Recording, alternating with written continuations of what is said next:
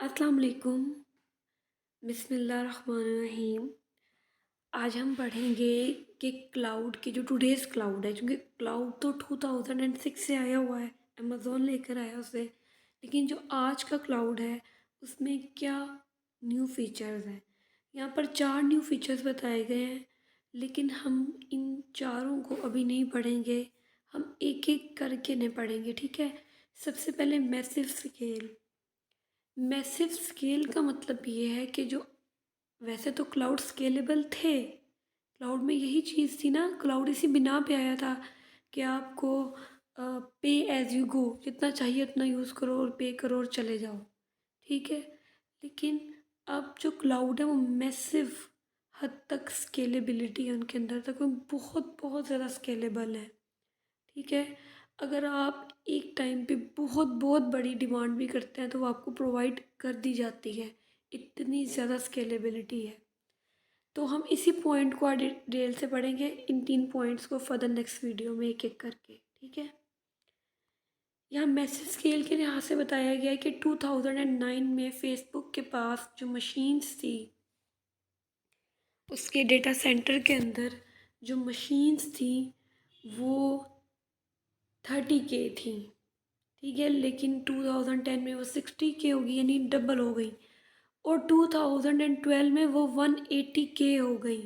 और अब 2022 में कितनी उसकी स्केलेबिलिटी होगी, कितनी ज़्यादा मशीन्स होंगी, ये हम खुद ही सोच सकते हैं।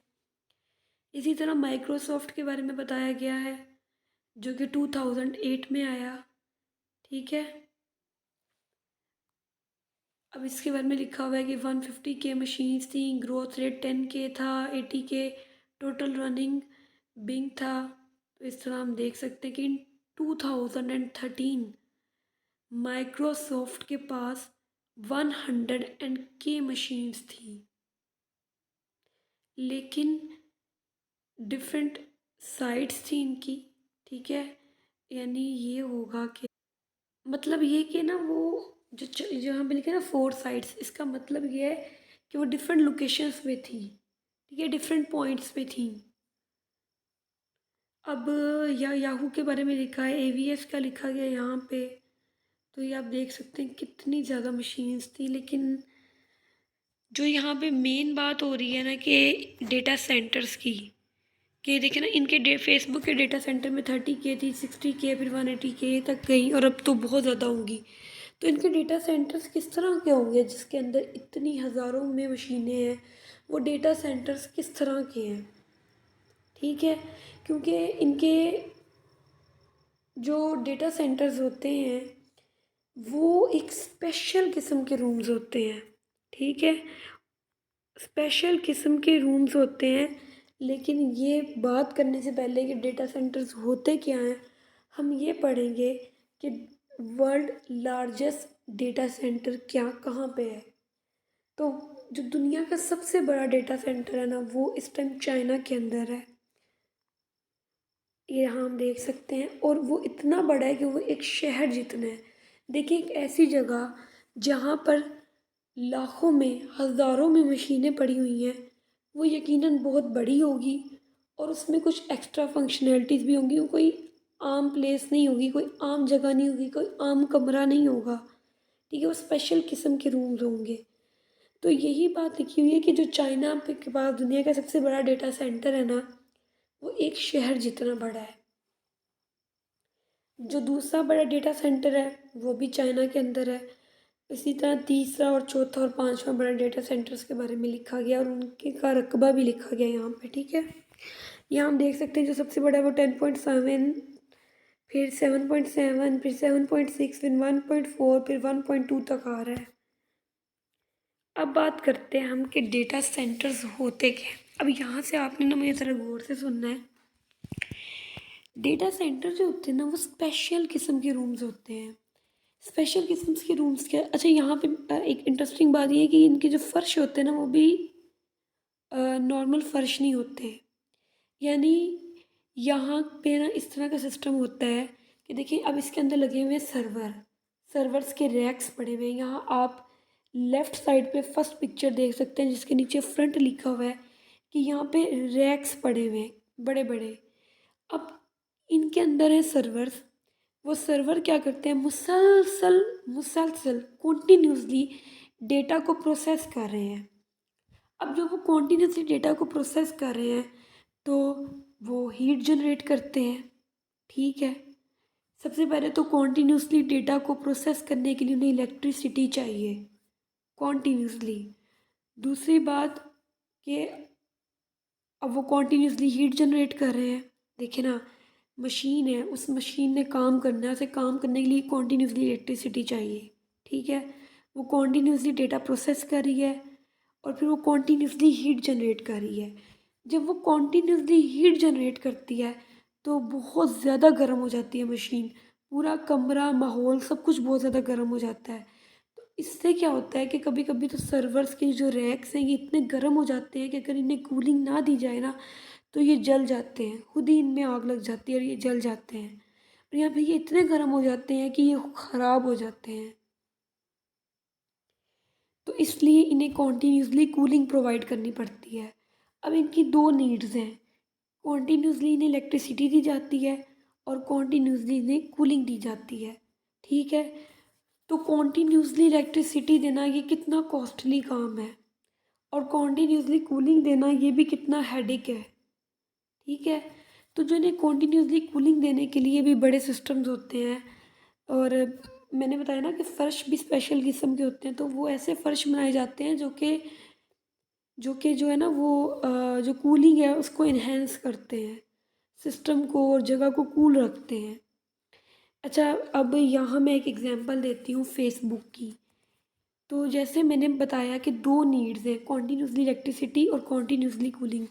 तो फेसबुक ने क्या किया हुआ है, कॉन्टीन्यूसली इलेक्ट्रिसिटी प्रोवाइड करने के लिए ना फेसबुक का अपना पावर प्लांट है। पावर प्लांट कुछ इस तरह के होते हैं, ये जो लेफ़्ट पे हम देख रहे हैं ना, ग्रीनरी है उसके पीछे पावर प्लांट है, तो लेफ़्ट पे टॉप पे इस तरह के पावर प्लांट होते हैं जहाँ से इलेक्ट्रिसिटी जनरेट की जाती है। सिंपल जो हमारे यहाँ पर मंगला और तर्बेला डैम है, ये क्या है, ये पावर प्लांट है जो इलेक्ट्रिसिटी जनरेट कर रहे हैं। लेकिन हैरत की बात ये है कि फेसबुक जैसी कंपनी का अपना पावर प्लांट है, जिस पावर प्लांट से बिजली जनरेट होती है, इलेक्ट्रिसिटी जनरेट होती है और वो इलेक्ट्रिसिटी इसके डेटा सेंटर को दी जाती है। तो इस तरह ये जो इलेक्ट्रिसिटी का जो हेडेक है उन्होंने इसे कवर किया है। अब कूलिंग के लिए फेसबुक क्या करती है कि वो इनके ऊपर, इन मशीन्स के ऊपर कॉन्टीन्यूसली स्प्रे करती है एक लिक्विड का। अब वो लिक्विड जो होता है ना वो वाटर नहीं होता। ठीक है, वो ऐसा लिक्विड होता है जो ठंडक को, जो कि कूलिंग को क्रिएट करता है, मशीन्स को ठंडा रखता है, इन्हें हीटअप नहीं होने देता। ठीक है, तो ये सारा प्रोसेस होता है, ये होते हैं डेटा सेंटर्स। अब यहाँ पे फ्रंट पे रैक्स दिखाए गए हैं, बैक पे इन सर्वर्स की, इन रैक्स की कॉन्फ़िगरेशन दिखाई गई है।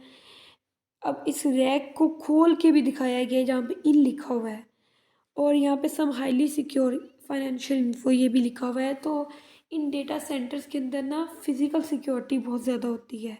तो जैसे हम यहाँ पे फोर्थ वाले बॉक्स में देख सकते हैं कि फ़िज़िकल सिक्योरिटी कितनी ज़्यादा है, कि उन रैक्स को स्पेशल किस्म के जो जगह है स्पेशल उससे रखा गया और उसको कवर अप किया गया सारा। ठीक है, तो ये इस तरह का है और उन रैक्स को कोई आम पर्सन एक्सेस नहीं कर सकता होगा, यकीनन स्पेशल पर्सन ही इन रैक्स को इन केजेस के अंदर जाके एक्सेस कर सकते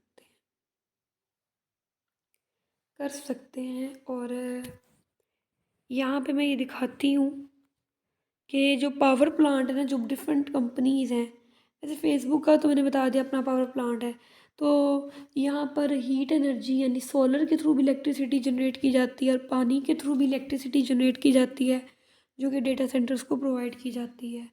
तो ये कि ज़रूरी नहीं कि हर डेटा सेंटर का अपना पावर प्लांट हो, ये फेसबुक ही है जिनका अपना पावर प्लांट है या एक दो और कंपनीज़ हैं। ठीक है, तो ये है सारा डेटा सेंटर का कॉन्सेप्ट और ये आगे दिखाया गया है कि कूलिंग किस तरह हो रही है। जैसा मैंने बताया कि फेसबुक जो है ना, उनके डेटा सेंटर पे लिक्विड को स्प्रे किया जाता है, वो वाटर नहीं होता, वो एक लिक्विड होता है जो कूलिंग क्रिएट करता है। तो जो दूसरे डेटा सेंटर्स हैं उनमें ये हिसाब भी होता है कि देखिए यहाँ पर जो लेफ़्ट साइड पे टॉप पे है कि यहाँ पे जो है वो फैंस को लगाया गया है। ऐसे फैंस हैं जो हीट को बाहर थ्रो करेंगे और जो बाहर से ठंडी हवा है उसे अंदर लेके आएंगे। वैसे ये भी होता है कि जो डेटा सेंटर्स है ना, उन्हें बहुत कूल प्लेस पे बनाया जाता है ताकि जो जो कूलिंग का हेडेक है ना वो ख़त्म हो जाए। यानी कि यहाँ पर अगर पाकिस्तान के अंदर डेटा सेंटर बनाया जाए तो वो कैसी जगह पे बनाया जा सकता है अगर हम सोचें उसे। तो ये जो हमारे नॉर्थन एरियाज़ हैं, इनमें जो बहुत फेमस और बहुत कूलेस्ट प्लेसेस हैं, वहाँ के ऊपर वहाँ डेटा सेंटर बनाया जा सकता है। क्यों? वहाँ पे ठंडक बहुत ज़्यादा है, तो वहाँ कूलिंग का हेडेक तो होगा नहीं, सिर्फ इलेक्ट्रिसिटी का हेडेक होगा कि उन्हें कॉन्टीन्यूसली इलेक्ट्रिसिटी प्रोवाइड करनी है। ठीक है। यहाँ न जो लेफ़्ट साइड पे नीचे वहाँ पे वाटर स्प्रे इनटू एयर के डेटा सेंटर्स में हवा के अंदर वाटर स्प्रेस किए जाते हैं, और वो स्पेशल किस्म के वाटर्स होते हैं, वो नॉर्मल वाटर्स नहीं होते। और इसी तरह बाकी भी होता है काम, जिससे हम राइट साइड पे देख सकते हैं कि मोटर्स लगाई गई हैं और वाटर प्योरीफाई किया जा रहा है, और उसे जो है ना उसे सप्लाई किया जा रहा है मशीन्स की ऊपर। और वो वाटर वाटर नहीं होता, वो एक अलग किस्म का लिक्विड बन जाता है, और उस लिक्विड से मशीन्स जो होती हैं वो ख़राब नहीं होती। नॉर्मली हम ये कहते हैं ना, पानी पानी पड़ेगा मशीन ख़राब हो जाएगी, तो वो एक दूसरी किस्म का लिक्विड बन जाता है और उस लिक्विड को स्प्रे किया जाता है मशीन्स के ऊपर। उसके अलावा फैंस भी लगा दिए जाते हैं। उसके अलावा इन इन डेटा सेंटर को किसी कूल प्लेस पे बना भी दिया जाता है। तो ये होता है सारा प्रोसेस। अगर इसमें कोई इश्यू हो, कोई वर्ड समझ ना आए, तो आप लोग कमेंट में पूछ लेना, मैं लाज़मन जवाब दूँगी। और जो दूसरी बात ये है कि अगर आपको मेरी वीडियो पसंद आ रही है तो इसको लाइक कर दें और चैनल को सब्सक्राइब भी कर दें, ताकि मेरी सारी वीडियोस आपको मिल जाएँ और जो पेपर की प्रिपरेशन है वो अच्छे से हो सके। अल्लाह हाफ़िज़।